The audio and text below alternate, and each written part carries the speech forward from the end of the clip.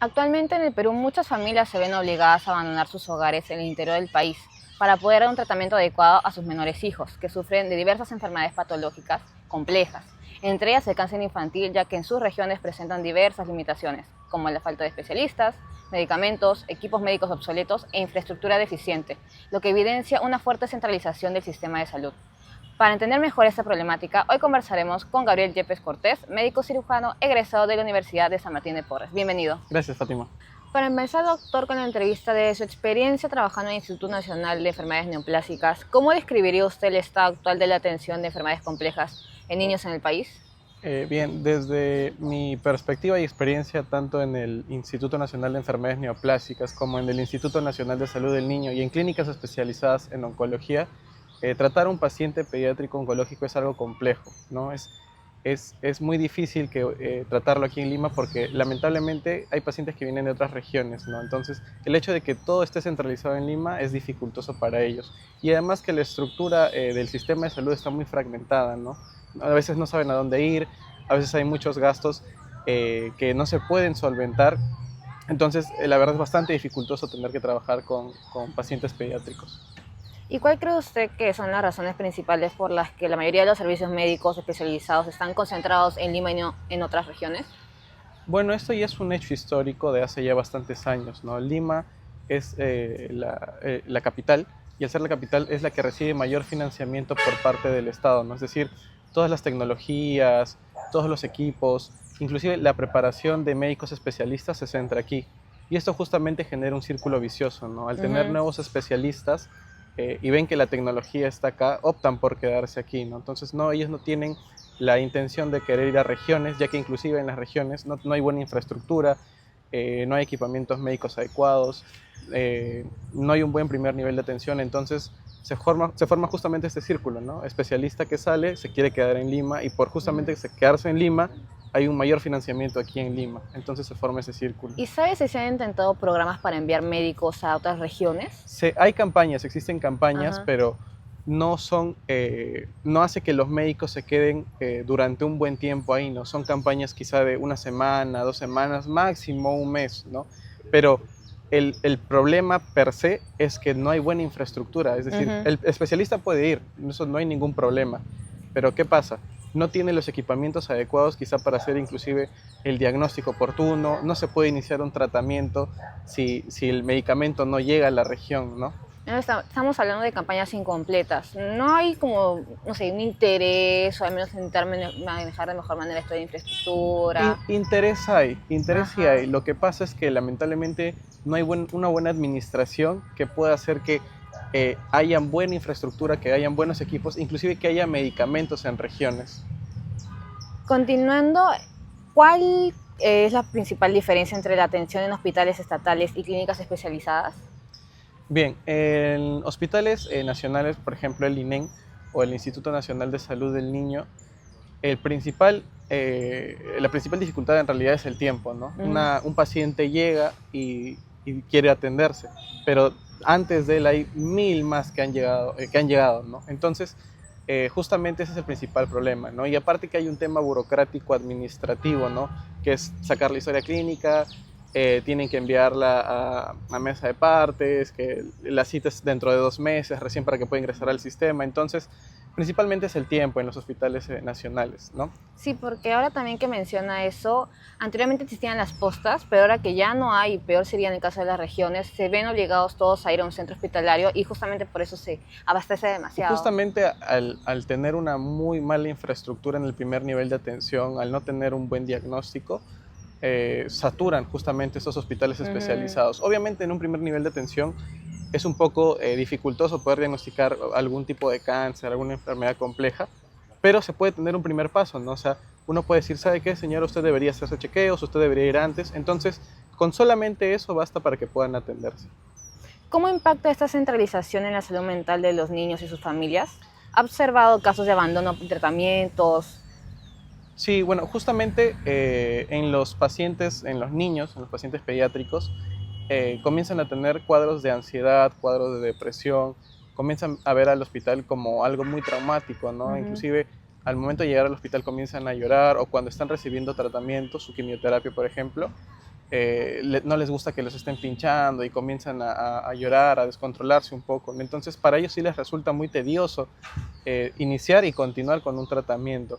Por parte de los padres, el tema va un poco más al lado económico, ¿no? Ellos vienen de otras regiones, tienen que buscar dónde quedarse a dormir, tienen que buscar un lugar para comer, para asearse, entonces comienzan a tener estos problemas económicos. Y justamente partiendo del tema económico es ahí donde ocurre el abandono del tratamiento, ¿no?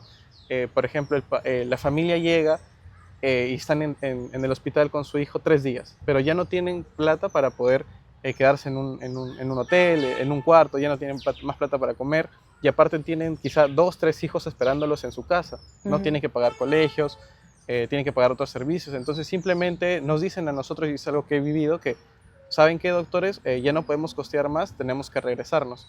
Obviamente sí hay programas dentro de hospitales, por ejemplo en el INEN o en el Instituto Nacional de Salud del Niño, que pueden apoyar, ¿no? Tienen cierta capacidad para que puedas quedarte quizá unos días más, pero lamentablemente es muy costoso venir aquí.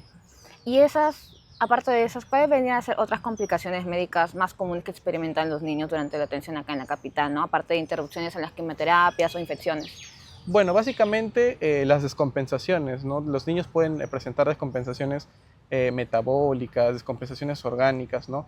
El mismo hecho de no iniciar el tratamiento ya es riesgoso para ellos. Ahora imagínate si lo inician, que de por sí ese tratamiento es una mini bomba, ¿no? Es algo que les hace bien, sí, pero tiene varios efectos secundarios. Imagínate que están avanzando en el tratamiento y lo cortan a la mitad. Entonces el niño se va sin el tratamiento adecuado y aparte se va con todos los síntomas secundarios que se pueden tratar en el hospital, pero como ya no tienen dinero donde quedarse, ya no pueden solventar ciertos gastos, tienen que retirarse. Entonces el niño se va con un tratamiento incompleto, con efectos secundarios que son graves, y justamente ese es el problema, ¿no?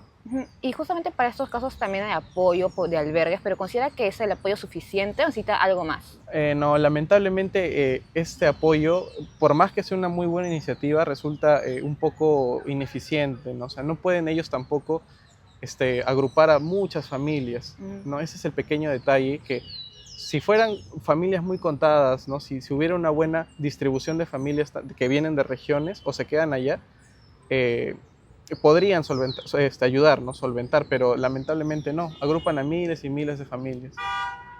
¿Qué acciones o programas del gobierno podrían ayudar a evitar que las familias tengan que viajar a Lima para atender a sus hijos?